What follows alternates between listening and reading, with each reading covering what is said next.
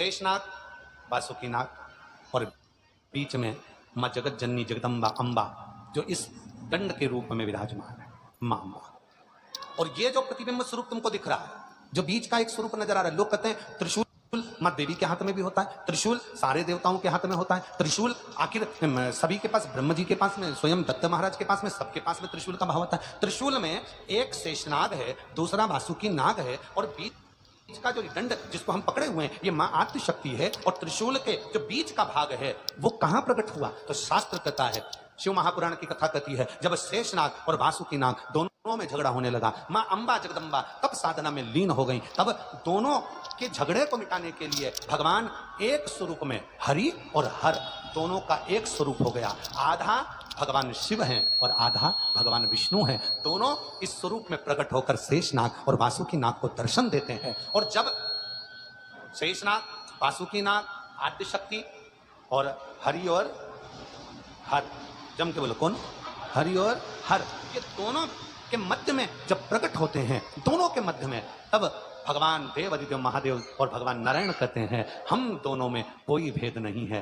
तब मां अंबा जगदम्बा ने हाथ जोड़कर कहा, अगर आप इन शेषनाग और वासुकी नाग के लिए एक हो गए हो तो कृपा करो सारे दुष्टों का संहार करो। तब शिवजी हरि और हर, शेषनाग, वासुकी नाग, मां अंबा, आद्य शक्ति और हरि और हर के रूप में त्रिशूल प्रकट हो गया, जिसने पूरे दुष्टों का संहार कर दिया, पूरे दुष्टों का। तो दुनिया को लगता है ये केवल त्रिशूल है। जितने आस्था चैनल पर सुन रहे हैं, जितने फेसबुक यूट्यूब पर कथा श्रवण कर रहे हैं, जितने मोबाइल पर कथा सुन रहे हैं, जितने अपने दुकानों पर, घरों पर जो ऑनलाइन कथा को श्रवण कर रहे हैं, आज बड़े ध्यान से सुनना। ये कथा सावन महीने की ऑनलाइन कथा जो आप श्रवण कर रहे हैं, ये बड़ी विचित्र कथा है, इसको बड़े भाव से सुनो। ये कथा अभी तक व्यासपीठ पर सम्मुख में नहीं आई, पर आज अगर बाबा की कृपा से आई है तो उसका स्मरण।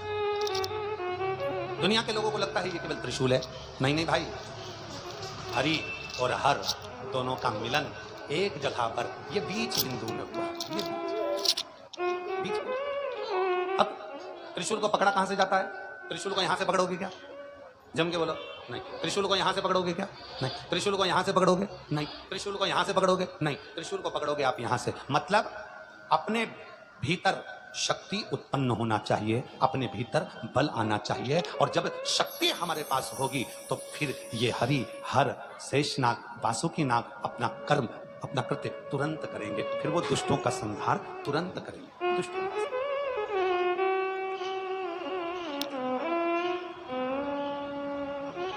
और महादेव नमन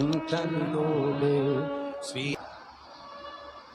कई लोग जितने टीवी पर कथा सुन रहे हैं, आप लोगों में से कई लोग, आप लोग जो बैठकर कथा सुन रहे हैं, कई लोग एक नियम बनाते हैं, 12 महीने में 12 ज्योतिर्लिंग करूंगी।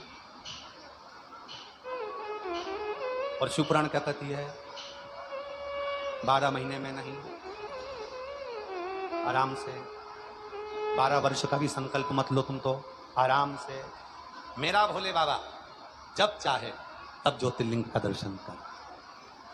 12 महीने में पीछा नहीं छोड़ाना है।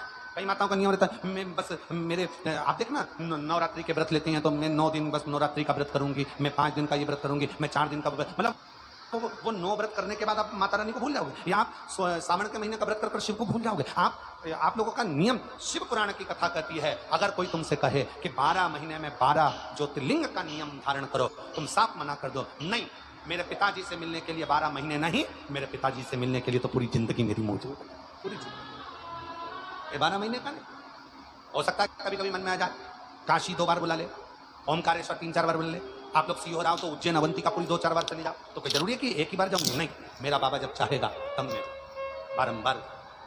कई लोग कहते थे 12 महीने में मैं 12 ज्योतिर्लिंग कर लूंगी, और कई लोग कहते थे 12 महीने में 12 ज्योतिर्लिंग कर लो तो उसका पुण्य ज्यादा मिलता है। अरे भाई, शिव महापुराण की कथा को पढ़कर देखिए, स्कंद पुराण को पढ़कर देखिए, उसमें ये कहीं नहीं लिखा कि 12 महीने में 12 ज्योतिर्लिंग करो, या 12 दिन के अंदर 12 ज्योतिर्लिंग करो, या 12 घंटे में 12 ज्योतिर्लिंग करो, ये कहीं नहीं लिखा। यहाँ तो ये लिखा है कि अपने पिता से मिलने के लिए जब मन कर जाए, जब तुम्हारी इच्छा कर जाए, जब तुम्हारा भाव हो तब जाओ।